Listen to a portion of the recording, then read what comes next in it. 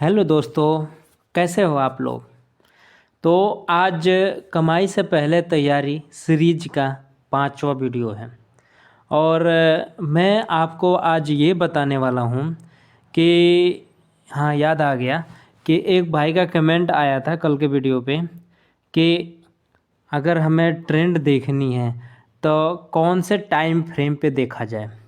एक भाई का यही कमेंट था कि अगर हमें कोई ट्रेंड देखनी है कि अप ट्रेंड है या डाउन ट्रेंड है तो हमें कौन से टाइम फ्रेम पे देखना चाहिए। ठीक है, तो मैं यहाँ पे ये डेली टाइम फ्रेम लगा रखा हूँ, देखो खुद से डेली लगाया हूँ।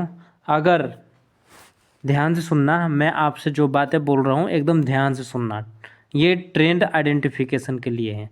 और आप ये ध्यान से सुन लो कि अगर अगर मार्केट की ट्रेंड देखनी है ना, किसी भी स्टॉक का ट्रेंड देखना है ना, तो मार्केट अपने हायर टाइम फ्रेम को फॉलो करता है।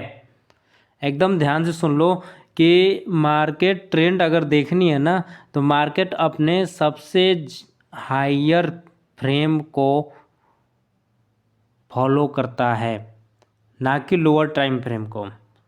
ठीक है, अगर higher time frame up trend में है तो लोअर टाइम फ्रेम कितना भी गिरता हुआ जाएगा ना, वो एक पॉइंट पे जाके और वहाँ से ऊपर चला जाएगा, जहाँ से हम मार्किंग करते हैं कि ये हमारा सपोर्ट हो गया, ये हमारा रेजिस्टेंस हो गया, यहाँ से रिवर्स कर जाएगा। ये सारे हायर टाइम फ्रेम पे ही मार्किंग की जाती है, आइडेंटिफाई किया जाता है।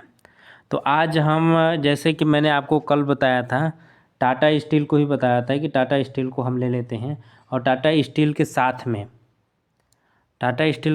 में हम देखते हैं। कल का मैंने बता रखा है तो टाटा स्टील के साथ में ही देखते हैं आगे चल के कि डेली टाइम फ्रेम पे हमने एक छोटा सा टाइम फ्रेम लिया और डेली टाइम फ्रेम पे ये 50 मूविंग एवरेज है। Normal 50 moving average, simple moving average लगाया हूँ और नॉर्मल देखते जाओ, ये अप ट्रेंड में दिख रहा है। ठीक है, ये ऊपर की तरफ जाते हुए दिख रहा है और दिखता रहा। हम क्या करते हैं, इसको थोड़ा सा जूम इन करते हैं, जूम इन करके देखते हैं कि आखिर में ये ऐसे और भी दिख रहा है क्या। ये कभी डाउन ट्रेंड में गया था 50 मूविंग एवरेज को लेके, ये गया था कि नहीं गया था, ये हम देख सकते हैं। और डाउन टाइम फ्रेम इसमें काफ़ी बढ़िया मिल रहा है। कहाँ मिल रहा है आपको ये दिखा देता हूँ। ये अगर हम देखें डाउन ट्रेंड फ्रेम के लिए तो ये देखो, ये मिल रहा, ये डाउन में है, यहाँ से ये रिवर्स घूम गया था, यहाँ से घूम गया था। अप ट्रेंड आपको खुद से दिख रहा होगा, ये यहाँ से अप ट्रेंड दिख रहा है। ठीक है, कहाँ तक अप ट्रेंड दिख रहा है, ये पूरा आपको बीच में थोड़ी साइडवेज हो गया था, बाकी ये अप ट्रेंड दिख रहा है। ठीक है, तो अगर आपको ज़्यादा मतलब 6 महीने साल भर के लिए अगर पैसे लगाने हैं, ठीक है, तो आप हरदम मंथली टाइम फ्रेम को ही फॉलो करना।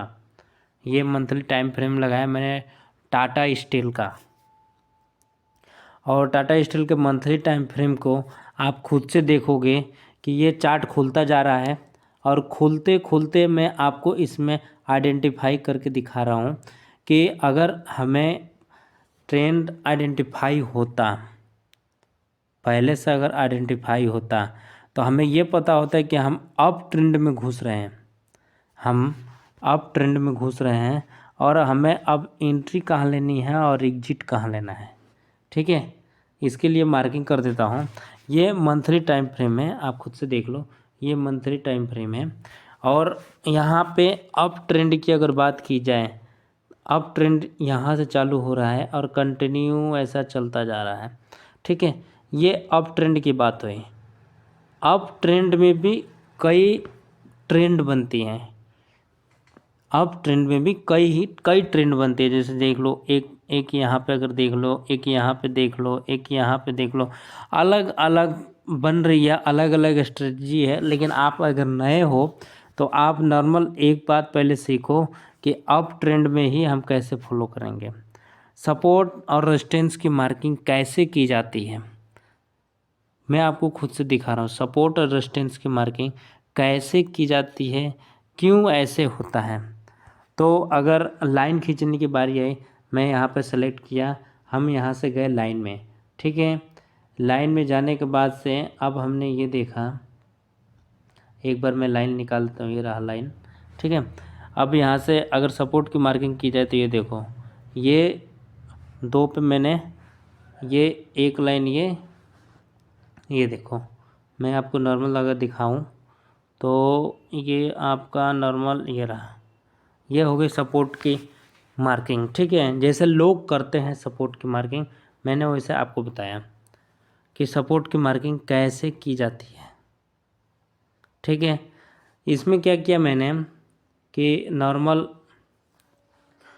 2 एरिया को मैंने एक साथ मिला दिया, एक इसको और एक इसको, तीसरा अपने आप निकल के आ गया ये वाला, और इसको ऐसे ही सपोर्ट की मार्किंग होती है। और यहाँ से लोग अगर अप ट्रेंड में हैं, हम कहाँ से एंट्री करते हैं, जहाँ से ये लाइन क्रॉस कर रहा है ना, इसके पास से हम एंट्री करना चालू कर देंगे। यहाँ से एसल हमारा क्या होगा, जस्ट इसके नीचे, बड़ा एसल नहीं होगा हमारा, छोटा एसल होगा, और जस्ट इसके नीचे ही हमारा एसल लगता है। नॉर्मल से देख लो, जस्ट इसके हमने यहाँ पे बाई किया, और यहीं पे हमारा एसल भी रहा है यहाँ पे इस लाइन के नीचे। और तब तक हम इसके साथ चलते रहेंगे जब तक ये लाइन के ऊपर ऊपर चलता रहेगा। जहाँ से टाइम फ्रेम से घूमेगा हम इससे एग्जिट ले लेंगे। यही देखने के बाद से मैं आपको कल के वीडियो में ये बताया था कि ये अपने लाइफ टाइम हाई को इस महीने क्रॉस कर रहा है। कैसे, अब देखो ये लाइन मैंने खींच रखा है, ठीक है। ये लाइन लाइफ टाइम हाई ये कैंडल क्रॉस कर रही है, बढ़िया वॉल्यूम के साथ क्रॉस कर रही है, ठीक है। अब यहाँ से यहाँ पे बुल मूवमेंट आने की संभावना दिख रहा है, ठीक है। तो एक बार आप इस पे ध्यान दो और सीखने की कोशिश करो। अगर कोई क्वेरी है तो कमेंट करें, आंसर ज़रूर दूंगा मैं। जब भी मुझे टाइम मिलेगा मैं आपको ज़रूर बताऊंगा। और मिलते हैं हम नेक्स्ट एपिसोड में, तब तक के लिए थैंक यू।